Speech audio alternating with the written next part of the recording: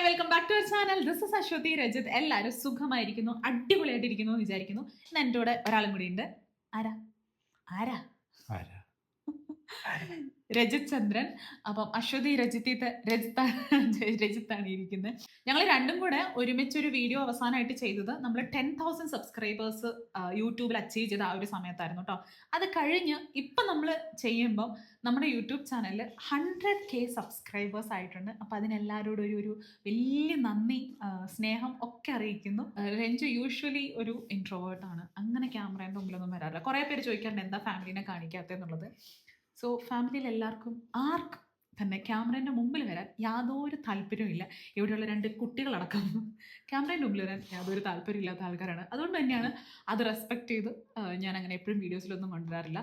10,000 subscribers ആയി കഴിഞ്ഞ് പിന്നെ ഇപ്പോൾ 100K സബ്സ്ക്രൈബേഴ്സ് ആയപ്പോഴാണ് രഞ്ജുനോട് ഞാൻ ചോദിച്ചപ്പോൾ ശരി ഓക്കെ ചെയ്യാമെന്ന് പറഞ്ഞു, അങ്ങനെ വന്നത്. അപ്പോൾ നമ്മൾ ഇൻസ്റ്റഗ്രാമിൽ ഒരു Q&A ഒരു പോസ്റ്റ് ഇട്ടിട്ടുണ്ടായിരുന്നു. അതായത് ഞങ്ങളോട് ചോദിക്കാനുള്ള ചോദ്യങ്ങൾ നിങ്ങൾക്ക് ചോദിക്കാം, നമ്മൾ ഉത്തരം യൂട്യൂബ് വഴി പറയുന്നതായിരിക്കും. സോ അതിൻ്റെ ഭാഗമായിട്ടാണ് ഇന്നത്തെ വീഡിയോ എന്ന് പറയുന്നത്. ഇപ്രാവശ്യം ഭയങ്കര ഇൻട്രസ്റ്റിംഗ് ആയിട്ടുള്ള ക്വസ്റ്റ്യൻസ് ഉണ്ടായിരുന്നു കേട്ടോ. സാധാരണ കൂടുതലും പറ്റുക ലവ് സ്റ്റോറി എന്താണ് ഇങ്ങനെയുള്ള സംഭവങ്ങളൊക്കെയാണ്. പക്ഷേ ഇപ്രാവശ്യം ഭയങ്കര വെറൈറ്റി ആയിട്ടുള്ള കുറച്ച് ക്വസ്റ്റ്യൻസ് കണ്ടു. അപ്പോൾ ഞാൻ വെയിറ്റിംഗ് ആയിരുന്നു ഇത് എത്രയും പെട്ടെന്ന് ഈ വീഡിയോ ഷൂട്ട് ചെയ്യാനായിട്ട്. So today we are here. അപ്പോൾ നമുക്ക് തുടങ്ങാം. Let's start.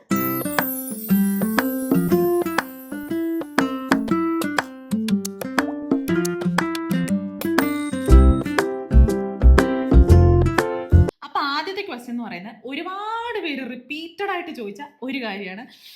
ഇത് പല രീതിയിൽ ആ ചോദ്യം വന്നിട്ടുണ്ട്, പക്ഷെ എല്ലാവർക്കും അറിയേണ്ടത് ഒരു കാര്യം തന്നെയായിരുന്നു. അപ്പം how did you both meet? Was it love at first site?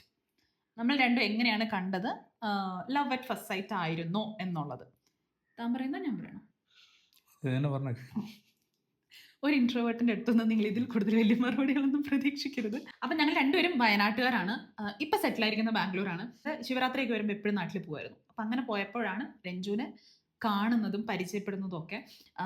Ranju പക്ഷെ അതിനു മുമ്പ് രഞ്ജു എൻ്റെ റിലേറ്റീവും കൂടിയാണ് കേട്ടോ.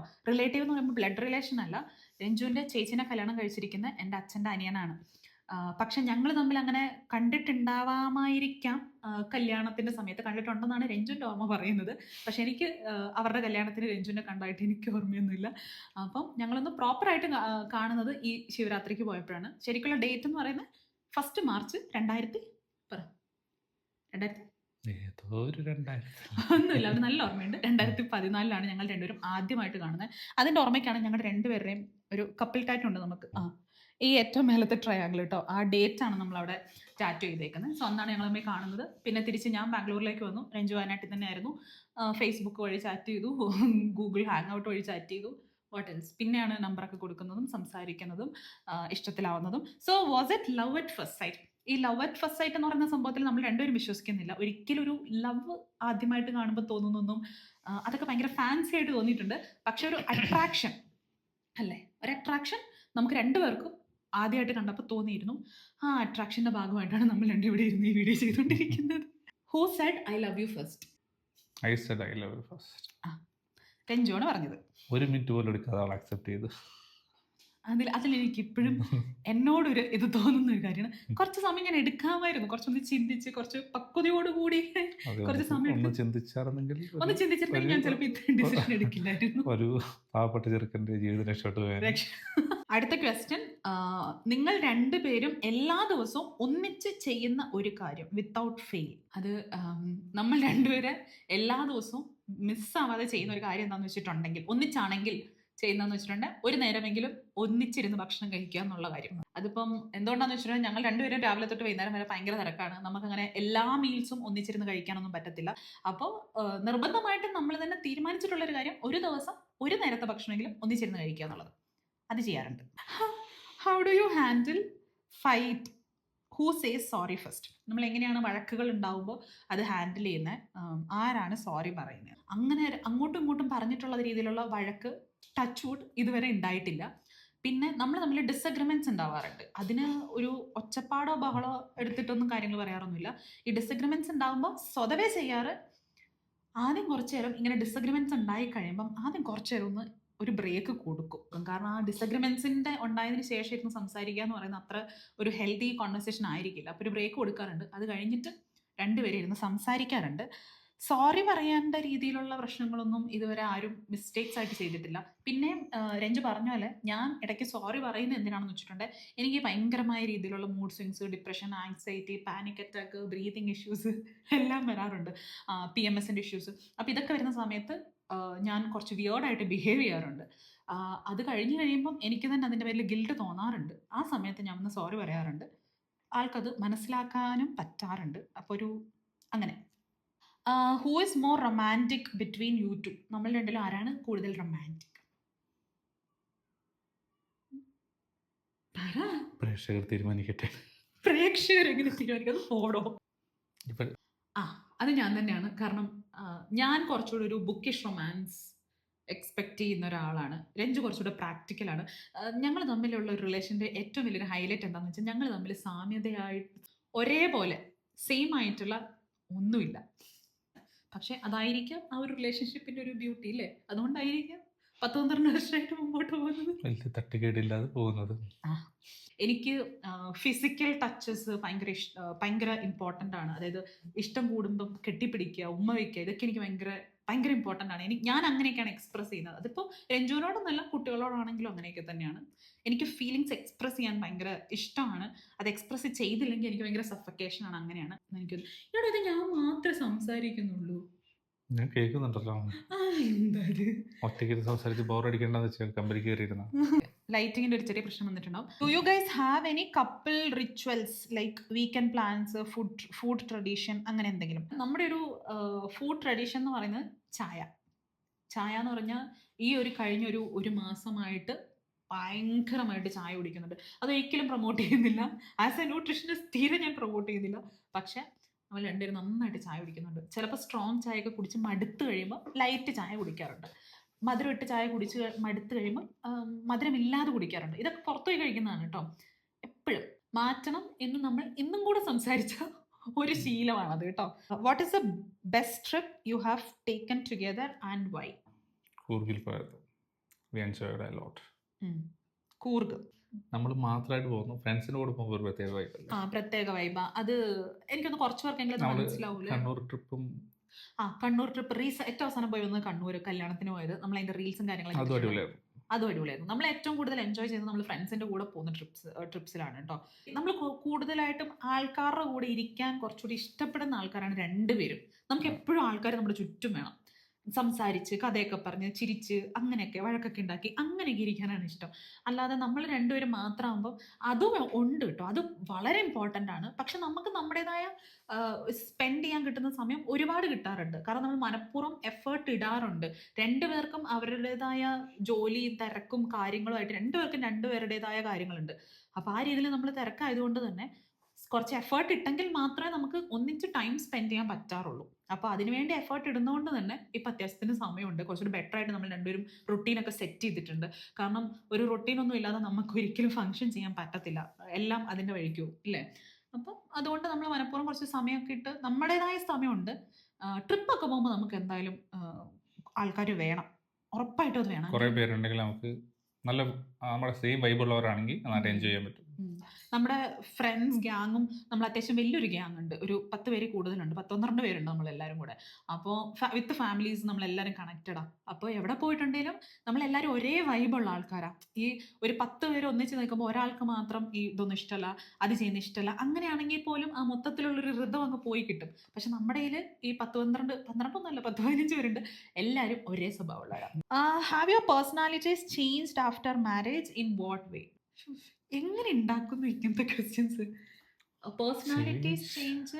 ഞാൻ ഭയങ്കര ഒരു എക്സ്ട്രീം ഇൻട്രോവേർട്ടിൽ നിന്ന് കുറച്ചെങ്കിലും ക്യാമറ ഇവിടെയാണ്. എക്സ്ട്രീം ഇൻട്രോവേർട്ടിൽ നിന്നും ഞാൻ കുറച്ചെങ്കിലും ആൾക്കാരൊക്കെ ആയിട്ടൊരു എന്താ പറയുക സംസാരിക്കാനൊക്കെ തുടങ്ങി ആഫ്റ്റർ മാരേജ്. അതാ ഞാൻ പറഞ്ഞത്. ഞാൻ അങ്ങേയറ്റത്താണ് എക്സ്ട്രീം എക്സ്ട്രോവേർട്ട് ആണ്. രഞ്ജു എക്സ്ട്രീം ഇൻട്രോവേർട്ട് ആയിരുന്നു. പക്ഷെ ഇപ്പം രഞ്ജു നല്ല രീതിയിൽ മാറിയിട്ടുണ്ട് അല്ലേ? ഇപ്പൊ മേ ബി ക്യാമറയോട് സംസാരിക്കുന്നതുകൊണ്ട് അത്ര കംഫർട്ടബിൾ ആയിരിക്കില്ല. കാരണം എപ്പോഴും ക്യാമറയുടെ മുമ്പിൽ വരാൻ ഇഷ്ടപ്പെടുന്ന ഒരാളല്ല. പക്ഷെ ഫ്രണ്ട്സിന്റെ ഗ്യാങ്ങിലിരിക്കുമ്പോൾ അങ്ങനെയല്ല, നല്ല രീതിയിൽ സംസാരിക്കാറുണ്ട്. ഇച്ചിരി സംസാരം കൂടുതലാണെങ്കിലേ ഉള്ളൂ ഇല്ലടാ. How do you feel about your wife being A full time content creator? തൻ്റെ ഭാര്യ, അതായത് ഉം. ഞാൻ ഭാര്യ എന്നൊക്കെ ഉം. ഞാനൊരു ഫുൾ ടൈം കോണ്ടന്റ് ക്രിയേറ്റർ ആയിരിക്കുന്നത്. How do you feel about it? അതിൽ ഒരു തിരുത്തുണ്ട്, ഞാനൊരു ഉം. ഫുൾ ടൈം കോണ്ടന്റ് ക്രിയേറ്റർ അല്ല. ഇതെൻ്റെ മെയിൻ പ്രൊഫഷൻ അല്ല. ഞാൻ മെയിനായിട്ട് ഞാൻ വർക്ക് ചെയ്യുന്നത് ഒരു HR മാനേജറായിട്ടാണ്. പിന്നെ ഞാനൊരു ന്യൂട്രീഷനിസ്റ്റും കൂടിയാണ്. പിന്നെ ഞാൻ കോണ്ടന്റ് ക്രിയേറ്ററും കൂടിയാണ്. അതായത് എല്ലാം കൂടെ മിക്സ് ആയിട്ടൊരു അവിയൽ പരുവം. സോ ഈ ഒരു മിക്സ് ആയിട്ടുള്ള അവിയൽ പരുവത്തിനെ കുറിച്ച് താങ്കൾ എന്ത് വിചാരിക്കും? ആധിക ആധികാരികമായി പറയുവാണെങ്കിൽ ഫിൽട്ടർ ഇട്ട് പറഞ്ഞാൽ മതി ട്ടോ. ആദ്യമൊക്കെ ഇവള് കണ്ടന്റ് ക്രിയേഷൻ ചെയ്യുമ്പോൾ എനിക്ക് കുറച്ചൊരു ബുദ്ധിമുട്ടായിരുന്നു. കാരണം എനിക്ക് ഈ വീഡിയോന് മുമ്പിൽ വരാനുള്ള ഒരു ബുദ്ധിമുട്ടും ഇതൊക്കെ ഉണ്ടായിരുന്നു. പിന്നീട് നമ്മൾ പുറത്തൊക്കെ പോകുമ്പോൾ ആൾക്കാർ കാണുന്നതും റെക്കഗ്നൈസ് ചെയ്യുന്നതും പിന്നെ ഇത്രയും ഇഷ്യൂസ് വെച്ചിട്ട് ഇവളിതെല്ലാം മാനേജ് ചെയ്യുമ്പോൾ ഐ ആം റിയലി പ്രൗഡ്. പിന്നെ പുറത്തൊക്കെ ഇറങ്ങുമ്പം അശ്വതിയുടെ ഹസ്ബൻഡ് അല്ലേ എന്ന് പറഞ്ഞിട്ട് എന്നെ തിരിച്ചറിയുന്നതൊക്കെ എനിക്ക് വലിയ അഭിമാനമാണ്. അപമാനാണെന്നാണോ നീ ഇപ്പൊ പറഞ്ഞത്? അഭിമാനം തന്നെ. അഭി നിനക്ക് അക്ഷരസ്ഫുടത വളരെ വളരെ കുറഞ്ഞു വരുന്നുണ്ട് രഞ്ജു. അഭിമാനം എന്നായിരിക്കും പറഞ്ഞു. അശ്വതിന്റെ ഹസ്ബൻഡ് അല്ലേ എനിക്ക് ഭയങ്കര അപമാനം. നാക്കുളിക്കിയതാണെങ്കിലും സത്യം അത് മനഃപൂർവ്വമായിരുന്നു ആ കൊടുക്കലായിട്ട് എനിക്ക് തോന്നുന്നു. Have you ever had to reshoot reel for her 10 time? അതായത് എപ്പോഴെങ്കിലും എന്തെങ്കിലും റീലൊക്കെ ഒരു 10 പ്രാവശ്യമൊക്കെ റീഷൂട്ട് എനിക്ക് വേണ്ടി റീഷൂട്ട് ചെയ്യേണ്ടി വന്നിട്ടുണ്ടോ? ഒരിക്കലും ഇല്ല. കാരണം ഷൂട്ട് ചെയ്യുന്നതും ഒക്കെ അങ്ങനത്തെ പരിപാടികളെല്ലാം ഞാനാണ്. എഡിറ്റിംഗ് ആണ് കൂടുതൽ രഞ്ജു ഹാൻഡിൽ ചെയ്യുന്നത്. How do you manage everything? Content, health, home and your relationship. ഈ ചോദ്യം എനിക്കുള്ളതാണ് കേട്ടോ. അപ്പം ഇതൊരു വലിയ ചോദ്യമാണ്. അതിൻ്റെ ഉത്തരം ഇപ്പം എങ്ങനെ ഞാൻ പറയാം, എങ്ങനെയാണ് ഇതെല്ലാം കൂടെ ഹാൻഡിൽ ചെയ്യുന്നതെന്നാണ്. ഒരു മനുഷ്യന് ഹാൻഡിൽ ചെയ്യാൻ പറ്റുന്ന കാര്യങ്ങൾക്ക് ഒരു ലിമിറ്റ് ഉണ്ട്. ഇപ്പം രാവിലെ തൊട്ട് ഭയങ്കര ആക്റ്റീവായിട്ടിരുന്ന് ഒരുപാട് കാര്യങ്ങൾ ചെയ്തു വരുമ്പം ഈവനിങ് ആകുമ്പോഴത്തേക്കും മടുക്കും വെച്ചാൽ അത് ഫ്രസ്ട്രേഷൻ ആയിട്ടായിരിക്കും പുറത്തു വരുന്നത്. അപ്പോൾ അത് നമ്മുടെ ചുറ്റുമുള്ളവരെയാണ് ഏറ്റവും കൂടുതൽ ബാധിക്കുക. ഇങ്ങനത്തെ ഇഷ്യൂസ് ഒക്കെ ഞാൻ ഭയങ്കരമായിട്ട് ഫേസ് ചെയ്തിട്ടുണ്ട്. ഇവനെ തന്നെ. അപ്പം ഇങ്ങനത്തെ ഇഷ്യൂസ് ഒക്കെ ഞാൻ ഒത്തിരി ഫേസ് ചെയ്തിട്ടുണ്ട് ഇനിഷ്യൽ സ്റ്റേജസിൽ. അത് കഴിഞ്ഞിട്ട് നമ്മളൊരു റൊട്ടീൻ സെറ്റ് ചെയ്ത് വെച്ചിട്ടുണ്ട്. അതായത് ഞാനിപ്പം തിങ്കളാഴ്ച ഞാനിപ്പോൾ എന്താണ് ഇന്നിപ്പം ഞാൻ യൂട്യൂബിന് വീഡിയോ ഷൂട്ട് ചെയ്യുന്നു. പക്ഷേ ഞാൻ തിങ്കളാഴ്ച അന്ന ദിവസം ഞാൻ പിന്നെ അത് എഡിറ്റ് ചെയ്യാൻ നിൽക്കത്തില്ല. അത് എഡിറ്റ് ചെയ്യുന്നത് ഒന്നെങ്കിൽ രഞ്ജു ആയിരിക്കാം, അല്ലാന്നുണ്ടെങ്കിൽ ഞാൻ തന്നെയാണെന്നുണ്ടെങ്കിൽ ഞാൻ ചൊവ്വാഴ്ചത്തേക്ക് വെക്കും. അപ്പം ഞാൻ ഓരോന്നിനും ഓരോ സ്കെഡ്യൂൾ വെച്ചിട്ടുണ്ട്. ഞാനിപ്പം ന്യൂട്രീഷൻ കൺസൾട്ടേഷൻ എടുക്കുന്നുണ്ട്. ഞാൻ ഇന്ന ദിവസങ്ങളെ മാത്രമേ എടുക്കുകയുള്ളൂ. ഇടയ്ക്കൊരു ദിവസം ഞാൻ ബ്രേക്ക് എടുക്കും. ഇല്ലെങ്കിൽ ഒരു ദിവസം ഇത്ര വെച്ച് എന്നേ എടുക്കുകയുള്ളൂ. അതേപോലെ വർക്കിൻ്റെ കാര്യത്തിൽ ഇപ്പം നമുക്കൊന്നും ചെയ്യാനില്ല, 2 മണി തൊട്ട് രാത്രി 11 മണി വരെ ഞാൻ വർക്കിന് ഇരുന്നേ പറ്റത്തുള്ളൂ. ആ സമയം എന്ന് പറയുന്നത് ഞാൻ വർക്കിലേക്ക് മാത്രം ഫോക്കസ് ചെയ്യാൻ പാടുള്ളൂ. അല്ലാതെ ഇപ്പോൾ ഒരു 2 മണി തൊട്ട് ഞാൻ ലോഗിൻ ചെയ്തതിന് ശേഷം ഇടയ്ക്ക് വെച്ചിട്ട് ഈ റീലും കൂടി അങ്ങ് ഷൂട്ട് ചെയ്തേക്കാം എന്ന് ഞാൻ വിചാരിച്ചാൽ അങ്ങനെ ചെയ്യുമ്പോൾ എനിക്ക് ഇവിടെ 100% കൊടുക്കാൻ പറ്റത്തില്ല. വർക്കിനെ അത് ബാധിക്കും. ഓരോന്നിനും അതിൻ്റെതായ സമയമുണ്ട്. ഇപ്പം നിങ്ങൾ നോക്കുകയാണെങ്കിൽ രാവിലെ നമ്മളിപ്പോൾ രാവിലെ കുട്ടികളെയൊക്കെ വിട്ട് കഴിഞ്ഞിട്ട് ഇതെല്ലാം കഴിഞ്ഞിട്ട് ഇപ്പോൾ എനിക്ക് വേണ്ടിയിട്ടുള്ള സമയമുണ്ട്. ഞാൻ യോഗയ്ക്ക് പോകുന്നുണ്ട്, വർക്കൗട്ട് ചെയ്യുന്നുണ്ട്. ഈ 2 സമയം എന്തൊക്കെ വന്നിട്ടുണ്ടെങ്കിലും ഞാനത് മിസ് ചെയ്യാൻ പറ്റത്തില്ല. കാരണം ഈ ഒരു ത്രൂ ഔട്ട് ദ ഡേ നമ്മൾ റൺ ചെയ്യണമെന്നുണ്ടെങ്കിൽ നമ്മുടെ കാര്യം ആദ്യം ടേക്ക് കെയർ ചെയ്തേ പറ്റത്തുള്ളൂ. മറ്റുള്ള കാര്യങ്ങളെല്ലാം കഴിഞ്ഞ് ഏറ്റവും അവസാനത്തേക്ക് നമ്മുടെ കാര്യം വെച്ചിട്ടുണ്ട് ഒന്നും നടക്കത്തില്ല. സോ ഇങ്ങനെയുള്ള ചെറിയ കാര്യങ്ങൾ എപ്പോഴും ഒരു റൊട്ടീൻ ഉണ്ടാവുക. ചിലർ വിചാരിക്കും ഒരു റൊട്ടീനൊക്കെ വെച്ച് ഇങ്ങനെ ഫംഗ്ഷൻ ആവാൻ നമ്മൾ മെഷീനൊന്നും അല്ലല്ലോ എന്ന്. ഒരു റൊട്ടീൻ ഇല്ലെങ്കിൽ ഓരോരുത്തർക്കും ഓരോ രീതിയായിരിക്കും. എൻ്റെ കാര്യത്തിൽ എനിക്കൊരു റൊട്ടീൻ ഇല്ലാന്നുണ്ടെങ്കിൽ ഒന്നും നടക്കില്ല. പിന്നെ ഈ ഒരു കാര്യം പറയുമ്പം ഇതിൻ്റെ മൊത്തം ക്രെഡിറ്റ് എനിക്ക് മാത്രമായിട്ട് എടുക്കാൻ പറ്റത്തില്ല. കാരണം പറഞ്ഞ പോലെ തന്നെ വീട്ടിലെ കാര്യങ്ങൾ, കുട്ടികളുടെ കാര്യങ്ങൾ, എൻ്റെ ഈ കരിയർ ഇപ്പം 3 കാര്യത്തിലാണ് ഞാൻ ഫോക്കസ് ചെയ്യുന്നത്. ഈ 3 എണ്ണത്തിലും കോൺസെൻട്രേറ്റ് ചെയ്യുമ്പം ഞാൻ ഒരാൾ വിചാരിച്ചിട്ടുണ്ടെങ്കിൽ ഇതെല്ലാം കൂടെ മാനേജ് ചെയ്യാൻ പറ്റുന്ന കാര്യമേ അല്ല. എസ്പെഷ്യലി എനിക്ക് ഇത്രയും ഈ പ്രശ്നങ്ങൾ രഞ്ജു ലിസ്റ്റ് ഡൗൺ ചെയ്ത കാര്യങ്ങളെല്ലാം ഉള്ളത് കൊണ്ട് തന്നെ അത്ര ഈസി അല്ല. സോ ഞാനൊരു 50% ക്രെഡിറ്റ് ഇതിലെടുത്തെങ്കിൽ ബാക്കി 50% പോകുന്നത് ഇദ്ദേഹത്തിനാണ്, രഞ്ജുവിനാണ്. നമ്മുടെ കൂടെ പാരൻസ് ഉണ്ട്. രഞ്ജുവിൻ്റെ പാരൻസ് 2 പേര്, അതായത് എൻ്റെ ഇൻലോസ് 2 പേരും നമ്മുടെ കൂടെയാണുള്ളത്. അപ്പം അവരുണ്ട്. ഇവരെല്ലാവരും ഈക്വലി സപ്പോർട്ട് ചെയ്യുന്നതുകൊണ്ട് മാത്രമാണ്. കുട്ടികളെയും കൂടെ ഞാനിവിടെ പറയണം അല്ലേ? കാരണം അവർ ഇപ്പം മമ്മി ഷൂട്ട് ചെയ്യുവാണെന്ന് പറഞ്ഞിട്ടുണ്ടെങ്കിൽ പിന്നെ അവർ ഈ ഭാഗത്തോട്ട് വരില്ല, ഡിസ്റ്റർബ് ചെയ്യില്ല. അപ്പം ഈ വീട്ടിൽ ഞങ്ങൾ 6 അംഗമാണ് ഞങ്ങളുടെ കുടുംബം എന്ന് പറയുന്നത്. ഈ ബാക്കിയുള്ള 5 പേരുടെ സപ്പോർട്ട് കൊണ്ട് മാത്രം ആണ് എന്നെ കൊണ്ട് ഇതെല്ലാം ചെയ്യാൻ പറ്റുന്നത്.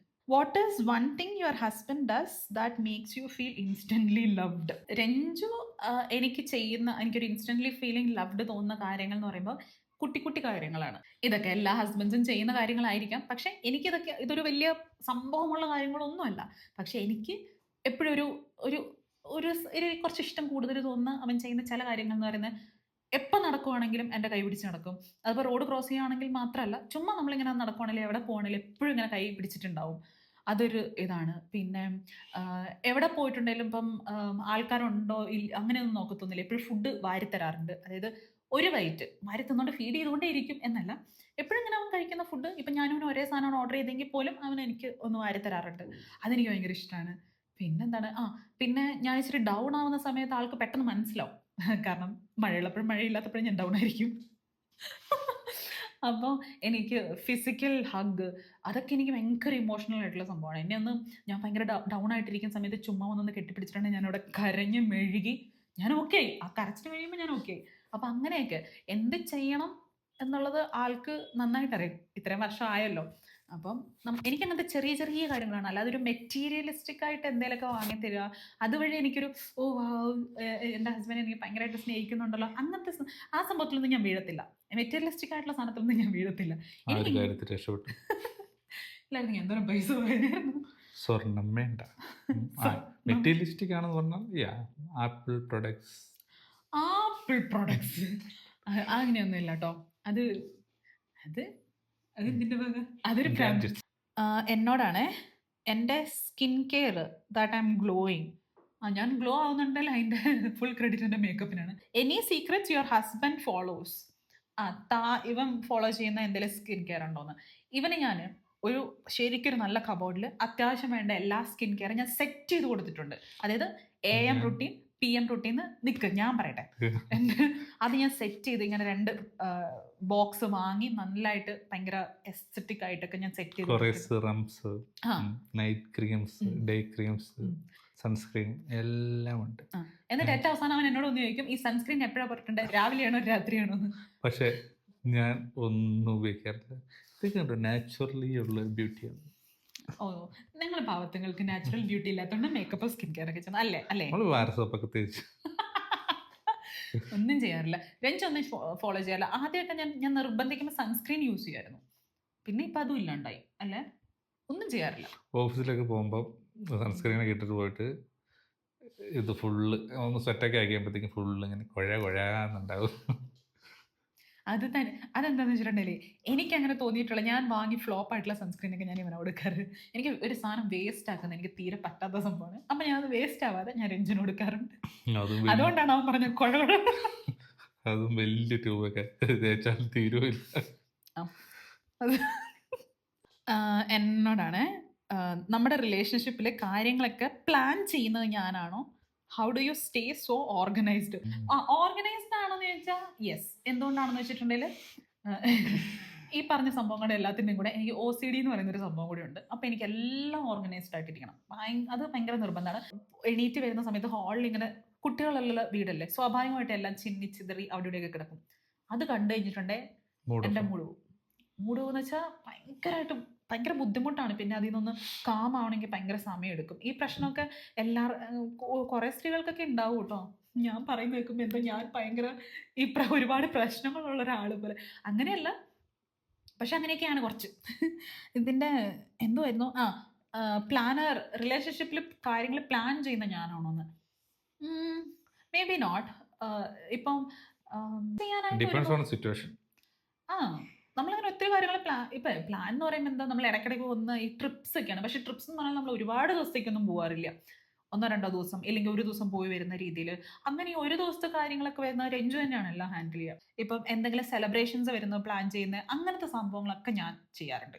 നമ്മുടെ മെയിൻ ആയിട്ടുള്ളതെന്ന് വെച്ചാൽ ഒരു റുട്ടീനും കാര്യങ്ങളൊക്കെയാണ്. അത് നമ്മൾ എന്നോട് സംസാരിച്ച് രണ്ടുപേരുടെയും കൺവീനിയൻസിനും കംഫർട്ടബിളിനും ആയിട്ട് അനുസരിച്ചിട്ട് നമ്മൾ എന്നോട് ഇരുന്നെടുത്ത തീരുമാനങ്ങളാണ് നമ്മുടെ ഇപ്പോഴത്തെ ഒരു ഡേ ടു ഡേ റുട്ടീനും കാര്യങ്ങളും എന്നൊക്കെ പറയുന്നത്. അതർവൈസ് വലിയ പ്ലാനിങ്സ് വരാറില്ല. ഇപ്പം ഇന്നെന്ത് കുക്ക് ചെയ്യണം എന്നുള്ളത് വീട്ടിലത്തെ മെയ്ഡും അമ്മച്ചിയും കൂടെ തീരുമാനിക്കും അല്ലേ? അത് അത്രേ ഉള്ളൂ. അങ്ങനത്തെ പ്രത്യേകിച്ച് പ്ലാനൊന്നും ഇല്ലാതെ പോകുന്നു. അങ്ങനെയാണ്. രഞ്ജുനോടാണ് നമ്മൾ 2 പേരിൽ ആരാണ്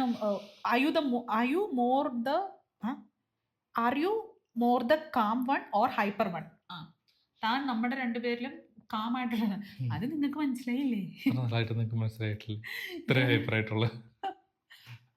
ഹൈപ്പർ കാം എന്നോടുള്ളതാണ്. How do you stay motivated on low days? നമ്മൾ ലോ ആയിട്ട് ഫീൽ ചെയ്യുന്ന ദിവസം how do you stay motivated? ഇതൊരു എനിക്ക് തോന്നിയിട്ടുള്ളത് എൻ്റെ ഒരു പേഴ്സണൽ ഒപ്പീനിയനിൽ ലോ ആയിട്ടിരിക്കുന്ന ദിവസം ലോ ആയിട്ടിരുന്ന് ആ ഫീലിങ്സിനെ ഫീൽ ചെയ്യുക. മനസ്സിലാവുന്നുണ്ടോ? നീ എന്താ മനസ്സിലാവും. ഉദ്ദേശിച്ചത്? അതായത് ഇപ്പം എനിക്ക് ഭയങ്കര ഇമ്പോർട്ടൻ്റ് ആയിട്ടുള്ളൊരു കാര്യം എന്താണെന്ന് വെച്ചിട്ടുണ്ടെങ്കിൽ ഫീലിങ്സ് അല്ലെങ്കിൽ ഇമോഷൻസ് എന്താണോ തോന്നുന്നത് അത് എക്സ്പ്രസ് ചെയ്യണം. എനിക്ക് കരച്ചിൽ വന്നാൽ ഞാൻ കരയും, ഞാൻ പൊട്ടിക്കരയും, എന്നിട്ട് ഞാൻ വീഡിയോ എടുത്തു വീഡിയോ എടുത്തോ? വീഡിയോ എടുത്തു വെക്കും. ഞാൻ കരയുന്ന വീഡിയോ ഞാൻ എടുത്തു വെക്കും. കാരണം ഞാൻ വരുമ്പോ കാണിച്ചു തരണ്ടേ അവൾ കരി പറഞ്ഞുള്ളത്. ഈ നമ്മൾ റീൽസ് ഒക്കെ ചെയ്യുമ്പോഴേ ചിലവരിങ്ങനെ കരയുന്ന ഈ ഇമോഷണലി ബ്രേക്ക് ഡൗൺസ് ഒക്കെ ഉണ്ടാകുമ്പോൾ കരയുന്ന വീഡിയോസ് ഒക്കെ കാണൂലേ. അപ്പോൾ അതിൽ കുറച്ചൊരു കമന്റ് ചെയ്യാറുണ്ട്, ഈ വീഡിയോ ക്യാമറ ഓൺ ചെയ്ത് വെച്ചിട്ട് എങ്ങനെയാണ് കരയാൻ പറ്റുന്നതെന്ന്. ആദ്യം അതെനിക്ക് തോന്നിയിരുന്നെങ്കിലും പറ്റൂടോ, നമ്മളെ കൊണ്ട് പറ്റും. നമ്മൾ അത്രയ്ക്ക് ബ്രേക്ക് ഡൗൺ ഉള്ള സമയത്ത് വീഡിയോ ഓൺ ആണെന്നൊന്നും നോക്കൂല. ഞാനതൊരു പ്രാവശ്യം ഒരു കൗതുകത്തിന്റെ പുറത്ത് ചെയ്താണ് കേട്ടോ. കരച്ചിൽ വന്നപ്പോൾ വീഡിയോ ഓണാക്കിയിട്ട് ഞാൻ എങ്ങനെ കരയുന്നതെന്ന് എനിക്കൊന്ന് കാണുന്നുണ്ടായിരുന്നു. ഇല്ലേ, നമ്മളെങ്ങനെ കരയുന്നത് നമുക്കൊന്ന് കാണണ്ടേ. അങ്ങനെ എടുത്ത് വെച്ചപ്പോൾ നല്ല രസമുണ്ട്. പിന്നീട് ഞാനത് ഇടയ്ക്കിടയ്ക്ക് എടുത്ത് നോക്കാറുണ്ടായിരുന്നു. So that has become a habit. എന്ന് വെച്ച് ഞാൻ എപ്പോഴും കരയുന്നൊന്നുമല്ല, പക്ഷെ അങ്ങനെ ഒരു ബ്രേക്ക് ഡൗൺസ് എനിക്ക് ഉണ്ടാവാറുണ്ട്. കാരണമില്ലാതെയാണ് ബ്രേക്ക് ഡൗൺസ് ഉണ്ടാവുക. നമ്മൾ ആ ഇമോഷൻസിനെ പിടിച്ച് വെക്കില്ലേ, അപ്പോഴാണ് അത് ഭയങ്കര ഫ്രസ്ട്രേഷൻ ആയിട്ട് ദേഷ്യമായിട്ടൊക്കെ പുറത്തു വരുന്നത്. എന്ത് തോന്നുന്നു അത് എക്സ്പ്രസ് ചെയ്യുക. ലോ ആയിട്ടിരിക്കുന്ന ദിവസങ്ങളിൽ ആ ഒരു ദിവസം ഒന്ന് ബ്രേക്ക് എടുത്തോളുക, ഒരു റെസ്റ്റ് കൊടുക്കുക. ആ ഒരു ചുമ്മാ കട്ടിലെ കിടക്കാനാണോ, കിടക്കുക. വെറുതെ ഫോണിൽ തോണ്ടിരിക്കാനാണോ, അത് ചെയ്തോളുക. എല്ലാ ദിവസവും എല്ലാവരും പെർഫെക്റ്റ് ആയിട്ടിരിക്കണം, എല്ലാ ദിവസവും എല്ലാവർക്കും പ്രൊഡക്റ്റീവ് ആവണമെന്ന് എവിടെ എഴുതി വെച്ചിട്ടില്ല. അതൊക്കെയാണ് എൻ്റെ പോളിസി. ഞാൻ ആൾക്കാരെ വഴിതെറ്റിക്കും. എടോ, ഒരു ക്വസ്റ്റ്യൻ ഉണ്ടായിരുന്നില്ലേ, have your personalities changed after. അതില് താൻ എന്തായെന്ന് പറഞ്ഞ് ഇൻട്രോവേർട്ട്. അത് കോമൺ ക്വസ്റ്റ്യൻ ആയിരുന്നു. ഞാൻ എൻ്റെ കാര്യം പറഞ്ഞില്ലല്ലോ. നിന്റെ കാര്യം പറഞ്ഞിട്ടില്ല. എന്തോ എൻ്റെ ചേഞ്ച് ആയിട്ടുള്ള പേഴ്സണാലിറ്റിയിൽ നിന്ന് മറ്റോ വന്നിട്ടുള്ളത് പേഴ്സണാലിറ്റി ഡിസോർഡർ, ബൈപോളാർ ഡിസോർഡർ. ഞാനത് ഡയഗ്നോസ് ചെയ്തിട്ടുണ്ടായിരുന്നു. എനിക്ക് ബൈപോളാർ ഡിസോർഡർ ആയിരുന്നു അല്ലേ. എപ്പോഴായിരുന്നു? ചെറിയുണ്ടായിട്ട്. പേഴ്സണാലിറ്റിയിൽ എന്താ മാറ്റം വന്നിട്ടുള്ളത്? പേഴ്സണാലിറ്റിയിൽ മാറ്റം വന്നിട്ടുണ്ട്. ഇവള് ഭയങ്കര കല്യാണത്തിന് മുമ്പൊക്കെ ഒരു ഡി എന്ന് വിളിച്ചാൽ എന്താ എന്ന് ചോദിക്കുന്ന ഒരു സെറ്റപ്പാണ് ഇവള്. ഇപ്പം ആരെങ്കിലും ഡി എന്ന് വിളിച്ചാൽ കൈയും കുപ്പി നിൽക്കുക. അവിടെ കൈയും കൂപ്പി നിൽക്കത്തൊന്നുമില്ല. പണ്ടൊക്കെ എനിക്ക് എന്തൊക്കെയോ ഇതായിരുന്നു കേട്ടോ. ചുമ്മാ ഇപ്പം ആരെയും നമ്മളെ അറിയാതെ നടന്നു പോകുന്ന സമയത്ത് തട്ടി നോക്കിയ ഇങ്ങനെ, അതൊക്കെ എനിക്ക് വലിയ വിഷയമായിരുന്നു. പക്ഷെ എന്തൊരു സ്വഭാവമായിരുന്നു അല്ലേ, അറിയാതെ തട്ടിയത്. മനപ്പുറം തട്ടുന്ന അത് വേറെ. ആരെങ്കിലും ചുമ്മാ നോക്കിയിട്ടുണ്ടെങ്കിൽ പോയി അവനോട് അവന് തെറി വിളിക്കുക. തെറി വിളിക്കുന്നില്ല, ഞാൻ ആരെയും തെറി വിളിക്കുന്നല്ല, വഴക്കുണ്ടാക്കുക ചുമ്മാ. അങ്ങനെ ചില കുൽസിത പ്രവർത്തികൾ. പ്രായത്തിന്റെ ചോരത്തിളപ്പ് അതല്ലേ. പ്രായം കൂടിക്കഴിഞ്ഞപ്പോൾ അങ്ങടങ്ങി. പിന്നെ എന്തെങ്കിലുമൊക്കെ ആരെങ്കിലും ഇങ്ങോട്ട് തട്ടിക്കറാനൊക്കെ വന്നിട്ടുണ്ടെങ്കിൽ അതിൻ്റെ ഇരട്ടി തിരിച്ചു കൊടുക്കും. അതായത് അറിയുന്ന ആൾക്കാരോടല്ല, സ്ട്രേഞ്ചേഴ്സിനോട്. എന്തോ ആരും തല്ലും കൊല്ലും ചെയ്തിട്ടില്ല, ആരോ കാരണവന്മാര് ചെയ്ത പുണ്യം മുട്ടൊന്നും ഏക്കാതെ ജീവിച്ചു പോന്നു. അതൊരു നല്ല സ്വഭാവം ഒന്നുമല്ല കേട്ടോ. അതൊക്കെ ആ പ്രായത്തിന്റെ ഇമ്മച്യൂരിറ്റി ആയിരുന്നു, അത്രേ ഉള്ളൂ. ലാസ്റ്റ് ആണ് ഒരു ഉപദേശം എനിക്ക് തരാനുണ്ടെങ്കിൽ അതെന്തായിരിക്കും? അതേപോലെ ഞാനും അവൻ എന്തെങ്കിലും ഉപദേശം കൊടുക്കാം. ഉപദേശിക്കടാ. എനിക്ക് എന്നെ എന്തെങ്കിലും ഉപദേശിക്കാൻ തോന്നുന്നില്ല. നീ എന്നെ ഉപദേശിച്ച് നന്നാക്ക്.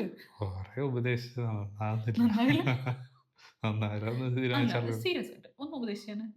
എന്തെങ്കിലും നിനക്ക് എന്തെങ്കിലും ഒരു കാര്യം ഉപദേശിച്ച് ഞാൻ നന്നാക്കണം എന്നുണ്ടോ? ഒരു ഇഷ്യൂ ആയിട്ട് തോന്നുന്നു, എനിക്ക് കുറേ കാര്യങ്ങൾ ചെയ്യാനുണ്ടല്ലോ എന്ന് വിചാരിച്ചിട്ട് ഒന്നും ചെയ്യാതെ ഒരു സൈഡിൽ കയറി കിടക്കും. എന്നാൽ അതിൽ എന്തെങ്കിലും ഒരു കാര്യം ചെയ്താലല്ലേ ടാസ്കുകൾ കംപ്ലീറ്റ് ചെയ്യാൻ പറ്റുള്ളൂ. അതിന്റെ കാര്യം എന്താണെന്നറിയോ? അല്ല, നല്ല ഉപദേശം. താങ്ക്സ്. അതിൽ നീ എന്ത് ചെയ്യാൻ പോകുന്നത്? ഒന്നും ചെയ്യാൻ പോകുന്നില്ല. കാരണം ഇതിന്റെ ഉള്ളിലത്തെ പ്രശ്നം എനിക്ക് മാത്രമേ അറിയത്തുള്ളൂ. എന്തുകൊണ്ടാന്ന് വെച്ചിട്ടുണ്ടെങ്കിൽ ഒരുപാട് കാര്യങ്ങൾ ചെയ്യാനുണ്ടാവും. ഇപ്പൊ ജസ്റ്റ് ഒരു വർക്ക് വെച്ചിട്ടാന്ന് വെച്ചോ, ഇന്ന് എനിക്ക് ചെയ്യാൻ ഒരു 15 ടാസ്ക് ഉണ്ടെന്ന് വെച്ചോ. എനിക്കിത് എവിടെ തുടങ്ങണം, എന്തിനു തുടങ്ങണം, ഏതാണെന്ന പ്രയോറിറ്റി അനുസരിച്ച് ചെയ്യാമെന്ന് വിചാരിച്ചാൽ നോക്കുമ്പോൾ അതിലൊരു 10 ടാസ്കും പ്രയോറിറ്റി ആയിരിക്കും, ഇന്ന് തന്നെ ഡെഡ് ലൈൻ ഉള്ളതായിരിക്കും. ഇങ്ങനെയൊക്കെ സ്റ്റക്കായി പോകുന്നൊരു സിറ്റുവേഷൻ ഞാൻ എന്ത് ചെയ്യുന്നറിയോ? ഞാൻ പോയി കിടക്കും, പാട്ടൊക്കെ കേട്ട് റീൽസ് ഒക്കെ സ്ക്രോൾ ചെയ്ത്. അതായത് എനിക്കിന്നൊരു ലീവാണ് എന്നുള്ള രീതിയിൽ. അങ്ങനെ പറ്റുമോ സക്കീർ ഭായിക്ക്? എനിക്ക് പറ്റും. ആ രീതിയിൽ എനിക്ക് പോയി കിടക്കും, ഒന്നും ചെയ്യാതെ. ഒന്ന് റിഫ്രഷ് ആവും, ഇല്ലെങ്കിൽ ഒന്ന് പുറത്തു പോകും, ചായ കുടിക്കും, അല്ലെങ്കിൽ ഒരുപാട് സ്ട്രെസ്ഡ് ആണെന്നുണ്ടെങ്കിൽ പുറത്ത് ഫുഡ് കഴിക്കും. എന്നിട്ട് തിരിച്ചു വരുമ്പം എനിക്ക് കിട്ടുന്ന ഒരു സാധനമുണ്ട്. അതെന്തോ അത് ഒരു എനർജി. ആ എനർജീൻ്റെ പുറത്ത് ഞാൻ എല്ലാം ചെയ്യാറുണ്ട്. ഞാൻ എൻ്റെ ടൈം ലൈൻസ് ഒന്നും അങ്ങനെ മീറ്റ് ചെയ്യാൻ പറ്റാതെ അങ്ങനത്തെ ആളൊന്നുമില്ല. അത്യാവശ്യം എല്ലാം തന്നെ കംപ്ലീറ്റ് ടൈം ലൈൻ മീറ്റ് ചെയ്യും, പക്ഷെ ലാസ്റ്റ് മൊമെന്റിലെ പോയിട്ടാണ് ചെയ്യുക. അത് ചെയ്യണല്ലോ എന്ന് വിചാരിച്ച് ടെൻഷൻ അടിച്ചിട്ട് ഒന്നും ചെയ്യില്ല. ഇനി നിനക്ക് എനിക്ക് ഉപദേശിക്കാനുണ്ട് നിന്നെ. ഉം. പറ. നീ ഒന്ന് മൊത്തത്തിൽ നന്നാവാനുണ്ട് കേട്ടോ. നിന്റെ ഈ വൃത്തിയുടെ സ്വഭാവം, ഈ കൂതറ സ്വഭാവം നീ ഒന്ന് മാറ്റി, നീ ഒന്ന് നന്നാവാനുണ്ട്. ചില വ്യക്തികളുമായിട്ടുള്ള കൂട്ടുകെട്ട് വിട്ടാൽ തന്നെ നമ്മൾ നന്നാവുമല്ലോ. സമ്പർക്കം. എന്താണ് നിങ്ങളുടെ അഭിപ്രായം? അങ്ങനെയല്ല, രഞ്ജുവിനെ എനിക്ക് ഉപദേശിക്കാനായിട്ടൊന്നുമില്ല. He's perfect. എനിക്ക് അങ്ങനെ പെർഫെക്റ്റ് എന്ന് പറയുമ്പോൾ ആരും 100% മിസ്റ്റർ പെർഫെക്റ്റ് ഒന്നും പെർഫെക്റ്റ്. അങ്ങനെയൊന്നും എനിക്ക് അഭിപ്രായമില്ല. എന്ത് വെയിലടിച്ചിട്ട് ഞാൻ വെളുത്തിരിക്കുന്നു, നമ്മുടെ ഡാൻസ് മാസ്റ്റർ വിക്രം പോലെ ഭയങ്കര വെളുപ്പ്. ഇപ്പം മൊത്തത്തിലെല്ലാം ഫുൾ ഡള്ളായിട്ടുണ്ട്. അപ്പം ഇവൻ വന്നതിന് ശേഷമാണ് കുറേ നല്ല മാറ്റങ്ങൾ ലൈഫിൽ വന്നത്. കുറേന്ന് വെച്ചാൽ പക്ഷെ അതിൻ്റെ ഒരു നന്ദിയില്ല സജി. ഇപ്പം 22 വയസ്സിലാണ് ഞാൻ കല്യാണം കഴിക്കുന്നത്. 22 വയസ്സിന് മുമ്പും 22 വയസ്സിന് ശേഷവും എന്ന രീതിയിൽ തന്നെ എൻ്റെ ലൈഫ് എനിക്ക് ഡിവൈഡ് ചെയ്യാൻ പറ്റും.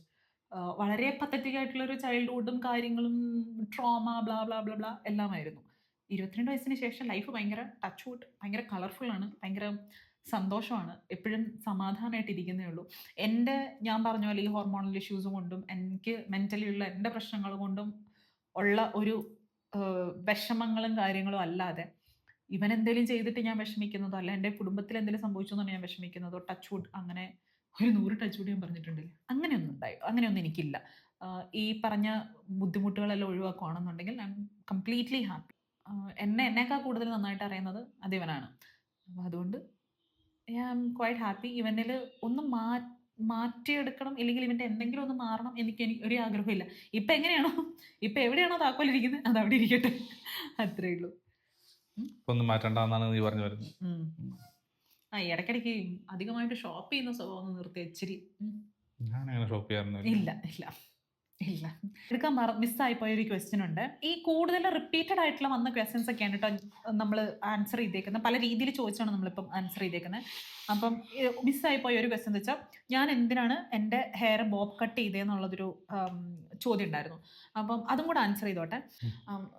ഒന്നാമത്തെ കാര്യം, ഇത് ഹെയർ ബോബ് കട്ട് ആണോന്ന് ചോദിച്ചാൽ എനിക്ക് അറിഞ്ഞുകൂടാ. ഞാൻ ആ സലൂണിൽ പോയിട്ട് ആ ഹിന്ദിക്കാരൻ ചേട്ടനോട് പറഞ്ഞു, ചേട്ടാ ആണുങ്ങളുടെ മുടി വെട്ടും പോലെ മുടി വെട്ടിക്കോളാൻ പറഞ്ഞു. അപ്പോൾ പുള്ളിക്ക് ഇഷ്ടമുള്ള രീതിയിൽ വെട്ടിക്കഴിഞ്ഞു. അപ്പോൾ അത് ബോബ് കട്ട് അങ്ങനെയാണെന്ന് ചോദിച്ചാൽ എനിക്ക് വലിയ അറിവൊന്നുമില്ലടാ. ഏകദേശം ബോബ് കട്ട് എന്നൊക്കെ പറയാം. ഞാൻ വെട്ടിയത് എന്തിനാണെന്ന് വെച്ചിട്ടുണ്ടെങ്കിൽ മെയിനായിട്ട് 2 കാരണമുണ്ട്. ഒന്ന്, ആഗ്രഹം ഉണ്ടായിരുന്നു. അതായത് എൻ്റെ 50കളിൽ എനിക്ക് ബോബ് കട്ട് ആയിരിക്കണം, അത് സോൾട്ട് ആൻഡ് പെപ്പർ ആ ലുക്ക് ആയിരിക്കണം. അത് ലുക്ക് ചെയ്യേണ്ട ആവശ്യമൊന്നുമില്ല, മുടിയൊക്കെ നരയ്ക്കുമല്ലോ, അതായിരിക്കണം എന്ന് ഭയങ്കര, അത് പണ്ടേ ഞാൻ തീരുമാനിച്ച കാര്യമാണ്. അത് ഒരു ദിവസം എനിക്കൊരു സംശയം വന്നു, ഇനി 50കളിൽ ഞാൻ അങ്ങനെ ബോബ് കട്ട് ചെയ്യണമെങ്കിൽ എൻ്റെ തലയിൽ മുടി ഉണ്ടാവുമോ? ഇപ്പോഴത്തെ നമ്മുടെ ഒരു ലൈഫ് സ്റ്റൈലും നമ്മൾ ഉപയോഗിക്കുന്ന വെള്ളവും ഇതൊക്കെ വെച്ച് നോക്കുമ്പോൾ എനിക്കങ്ങനെ ആ സമയത്ത് എനിക്ക് മുടി ഉണ്ടാവുമോ എന്നുള്ള ഇതിലൊരു സംശയം വന്നു. അപ്പം ഞാൻ അതൊരു കാരണം, എന്നാൽ പോയിട്ടങ്ങ് വെട്ടാം ഈ അടുത്ത് തന്നെ, ഈ ഒരു സമയത്ത് തന്നെ, ഈ ഒരു വർഷം തന്നെ എന്നുള്ള രീതിയിലുണ്ടായിരുന്നുള്ളൂ. ഇപ്പം വെട്ടണം എന്നില്ലായിരുന്നു, ഈ വർഷം വെട്ടണം എന്നുണ്ടായിരുന്നുള്ളൂ അന്ന്. അതൊരു കാരണം. രണ്ടാമത്തെ കാരണം എന്ന് പറയുന്നത്, എനിക്ക് സ്ട്രെസ് കൂടി. സ്ട്രെസ് എന്ന് വെച്ചാൽ, ഒരു ദിവസം എനിക്ക് സ്ട്രെസ് കൂടുമ്പോൾ ഞാൻ എപ്പോഴും ചെയ്യുന്നൊരു കാര്യമാണ് എന്തെങ്കിലും ഒരു മേക്ക് ഓവർ ചെയ്യും. അപ്പോൾ എനിക്കൊരു പുതിയ ഞാനായിട്ട് തോന്നും, ആൻഡ് എല്ലാം ഞാൻ വീണ്ടും റീസ്റ്റാർട്ട് ചെയ്യും. അങ്ങനത്തെ ഒരു പ്രശ്നമുണ്ട്, അങ്ങനത്തെ ഒരു കാര്യം ഞാൻ ചെയ്യാറുണ്ട്. അപ്പോൾ ഞാൻ ഏറ്റവും കൂടുതൽ കുത്തമ്പിനാറ് പണിയാവുന്നത് എൻ്റെ തലമുടിയിലായിരുന്നു. കളർ ചെയ്യുക, സ്ട്രെയിറ്റൻ ചെയ്യുക, സ്മൂത്തൻ ചെയ്യുക, ബോട്ടോക്സ് ചെയ്യുക, അത് ചെയ്യുക, ഇത് ചെയ്യുക, എല്ലാം ചെയ്യുമായിരുന്നു. അപ്പം അവിടെ പോയി ഒരു 3-4 മണിക്കൂർ കുറച്ച് പൈസ ഒക്കെ കൊടുത്തു കഴിയുമ്പോൾ സ്ട്രെസ് പോകുമായിരുന്നു. അപ്പോൾ അങ്ങനെയുള്ളപ്പോൾ ഞാൻ രഞ്ജുനോട് പറഞ്ഞു, രഞ്ജു ലഞ്ച് കഴിക്കാൻ വന്നിട്ടുണ്ടായിരുന്നേ, ജോലി എടുത്തിട്ടുണ്ടെങ്കിൽ ലഞ്ച് കഴിക്കാൻ വന്നപ്പോൾ പറഞ്ഞു, ഞാൻ ഭയങ്കരമായിട്ട് സ്ട്രെസ്ഡാണ്, എനിക്ക് ഹാൻഡിൽ ചെയ്യാനേ പറ്റുന്നില്ല, ഞാൻ ഫുഡ് കഴിച്ച് നോക്കി, കരഞ്ഞു നോക്കി, എന്ത് ചെയ്തിട്ട് എനിക്ക് കൺട്രോൾ ചെയ്യാൻ പറ്റുന്നില്ല, ഹെയർ മുറിക്കാൻ പോകാമെന്നാണോ. പക്ഷെ അപ്പോൾ എനിക്ക് ഇത്രേ ഉണ്ടായിരുന്നുള്ളൂ. അത്യാവശ്യം വെട്ടി ഞാൻ ഒരാഴ്ച മുമ്പ് അങ്ങോട്ട് വെട്ടി ഇത്ര ഷോർട്ടാക്കി ചെയ്തായിരുന്നു, കളറൊക്കെ ചെയ്തിട്ട്. അപ്പോൾ രഞ്ജോന് ഇതിലിനി വെട്ടാനൊന്നുമില്ല, അപ്പോൾ ഞാൻ മൊട്ടയടിക്കും എന്ന് പറഞ്ഞു. അപ്പോൾ രഞ്ജോന് എന്നാൽ പോയി ചെയ്തോളം പറഞ്ഞു. ഒരാഗ്രഹമല്ലേ, പിള്ളേർ എന്തെങ്കിലും ആഗ്രഹം പറഞ്ഞിട്ടുണ്ടെങ്കിൽ സാധിച്ചു കൊടുക്കണം. അപ്പോൾ ചെയ്യാൻ പറഞ്ഞു. അപ്പോൾ ഞാൻ പോകുന്നത് പ്രമോദിൻ്റെ കൂടെയാണ്, ഞങ്ങൾ ഫ്രണ്ടാണ്. അപ്പോൾ പല വീഡിയോസിലും കണ്ടിട്ടുണ്ടാവും. അപ്പോൾ ഞാനും പ്രമോദും കൂടെ മുടി വെട്ടാൻ പോകുന്ന വഴിക്ക് ഞാൻ പ്രമോദിനോട് പറഞ്ഞു, എടാ ഞാൻ മൊട്ടയടിക്കാൻ പോകുന്നു. മൊട്ടയടിക്കണം എന്ന് വിചാരിച്ചാണ് വീട്ടിൽ നിന്ന് ഇറങ്ങുന്നത് പോലും. അമ്മയോടൊക്കെ ഞാൻ പറഞ്ഞു മൊട്ടയടിച്ചിട്ട് വരത്തുള്ളൂ. അപ്പോൾ പോകുന്ന വഴിക്കാൻ പറഞ്ഞു, മൊട്ടയടിക്കണ്ട, നീ കുറച്ച് വെട്ട് നോക്കാം, എങ്ങനെയുണ്ടെന്ന് നോക്കാം, എന്നിട്ട് അത് ശരിയായില്ല എന്നാൽ ഫുൾ അങ്ങ് നമുക്ക് മൊട്ടയടിച്ച് ഷേവ് ചെയ്ത് വിടാം എന്നുള്ള രീതിയിൽ പറഞ്ഞു. പിന്നെ അവിടെ ചെന്നപ്പം പുള്ളി മെൻ സ്റ്റൈലിൽ വെട്ടിത്തരാൻ പറഞ്ഞു. അയാൾക്കും ഭയങ്കര ഉത്സാഹമായിരുന്നു. ഒരു പെൺകുട്ടി വന്നിട്ട് ഇങ്ങനെ ഫുൾ മെൻ സ്റ്റൈൽ വെട്ടിത്തരാൻ പറയുന്നുണ്ട്. അപ്പോൾ അയാൾ ഒരു പിടി പിടിച്ച നടുക്ക് തന്നെ, ആദ്യം പിടിച്ച നടുക്ക് പിടിച്ചിട്ട് വെട്ടം വെട്ടി. അപ്പോൾ അങ്ങനെ ആ ഒരു മെൻ സ്റ്റൈൽ വെട്ടിക്കഴിഞ്ഞപ്പോൾ എനിക്ക് ഭയങ്കര ഇഷ്ടപ്പെട്ടു. ഇൻ കേസ് എനിക്കത് ഇഷ്ടമായില്ലായിരുന്നെങ്കിൽ ഞാനൊന്ന് മൊട്ടയടിച്ചേനെ ഇരുന്നു. എനിക്ക് മൊട്ടയടിക്കണം എന്നുണ്ട് കേട്ടോ. ഞാൻ എപ്പോഴെങ്കിലും ഒരു ദിവസം മൊട്ടയടിക്കും കേട്ടോ. ഞങ്ങൾ രണ്ടും ഒന്നിച്ച് മൊട്ടയടിക്കുക. ഞാൻ നേരണോ? നീ ഇപ്പൊ തൽക്കാലം ഒന്നും നേരണ്ട. അപ്പൊ ഈ 2 കാരണങ്ങളാണ്. ഇപ്പം ബോബ് കട്ട് ഈ ഒരു ഹെയർ സ്റ്റൈൽ എന്തായാലും ഈ വർഷം ഉണ്ടാകുമായിരുന്നു. ഇവന് മുടി ഈര് വെച്ചിട്ട് ഒതുങ്ങുന്നില്ല പോലും. ഇതൊക്കെ ഒരു കാരണമാണോ? ഇതൊക്കെ ഒരു കാരണമാണോ? അപ്പോൾ ഒട്ടും വേണ്ട, ഷേവ് ചെയ്യാൻ പോയടത്തുനിന്ന് എന്തോ ഷേവ് ചെയ്തില്ല, ട്രിം ചെയ്തിട്ടോ. അപ്പോൾ ഞങ്ങൾ രണ്ടുപേരും ഞങ്ങളുടെ രണ്ടുപേരുടെ പരീക്ഷണങ്ങൾ എല്ലാം നടത്തുന്നത് മുടികളിലാണ്. അതിൻ്റെ ഭാഗമായിട്ടാണ് ഞങ്ങൾക്ക് രണ്ടുപേർക്കും ഇത്രയും മുടി ഇപ്പോൾ ഉള്ളൂ.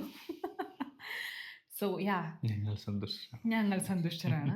ഓക്കെ, അപ്പോൾ നമുക്ക് മൈൻഡ് അപ്പ് ചെയ്യാം അല്ലേ? എന്തെങ്കിലും പറയാനുണ്ടോ?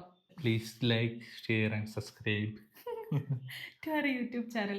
ഹേ, ഇല്ല, ജോക്സ് അപ്പാർട്ട്, ഈ 100K എന്ന് പറയുന്നുണ്ടല്ലോ, നിങ്ങൾക്കത് എത്രത്തോളം, കാരണം ഇഷ്ടംപോലെ മില്യൺസിന് ഇതുള്ള ചാനൽസാണ് നമ്മളെല്ലാവരും ഡെയിലി കാണുന്നത്. 100K എന്ന് പറയുന്ന ഒരു സംഭവമായിട്ട് തോന്നുന്ന ആരും തന്നെ ഉണ്ടാവില്ല എന്ന് എനിക്കറിയാം. പക്ഷേ ഞങ്ങൾക്ക് അത് ഭയങ്കര വലിയ കാര്യമാണ്. ചാനൽ തുടങ്ങിയപ്പം ഒരു 10,000 ഒക്കെ എത്തും എന്നൊക്കെ പറയുന്നൊക്കെ ഒരു ഡ്രീമായിരുന്നു. അപ്പോൾ 100K എന്ന് പറയുന്ന സ്വപ്നം കാണാൻ പോലും ധൈര്യമില്ലാതിരുന്ന ഒരു നമ്പറാണ്. നമ്മളിപ്പം അവിടെ എത്തി നിൽക്കാന്ന് പറയുന്നത് ഇപ്പോഴും അങ്ങ് ഡൈജസ്റ്റ് ആയിട്ടില്ല, ടു ബി ഹോണസ്റ്റ്. അപ്പോൾ അതിന് നിങ്ങളോട് നന്ദി എന്നൊക്കെ പറഞ്ഞിട്ടുണ്ടെങ്കിൽ അതൊന്നും എൻ്റെ ഒരു ഫീലിങ്സിനെ കംപ്ലീറ്റ് ആയിട്ട് എക്സ്പ്രസ് ചെയ്യുന്ന പോലെ അല്ല. സോ ഒരുപാട് സ്നേഹം. എല്ലാവരും എനിക്ക് സ്പെഷ്യലാണ്. ഞാൻ ഒരിക്കലും സബ്സ്ക്രൈബേഴ്സ് എന്ന് പറഞ്ഞിട്ടില്ല, എപ്പോഴും പറയുന്നത് ഫാമിലി എന്നാണ്. അത് ഞാൻ എപ്പോഴും അതങ്ങനെ മീൻ ചെയ്തിട്ടാണ് പറയുന്നത്. അപ്പോൾ എല്ലാവരോടും ഒരുപാട് സ്നേഹം, നന്ദി. And so let's find up this video. നമുക്കിനി വേറൊരു വീഡിയോയിൽ വരാം അല്ലേ? So thank you so much. ബോറടിപ്പിച്ചിട്ടില്ല എന്ന് വിചാരിക്കുന്നു കേട്ടോ. ബോറടിപ്പിച്ചോന്ന് അറിയത്തില്ല, ഞാൻ കുറേ സംസാരിച്ചു, ഇവനാകെ സംസാരിക്കാതിരുന്നു. അല്ല, ഒന്ന് അഡ്ജസ്റ്റ് ചെയ്യാം. അപ്പം അത്രയേ ഉള്ളൂ. Thank you so much for watching this video. This is Aswathy Ranjith and Rajith Chandran signing out. Ta-ta.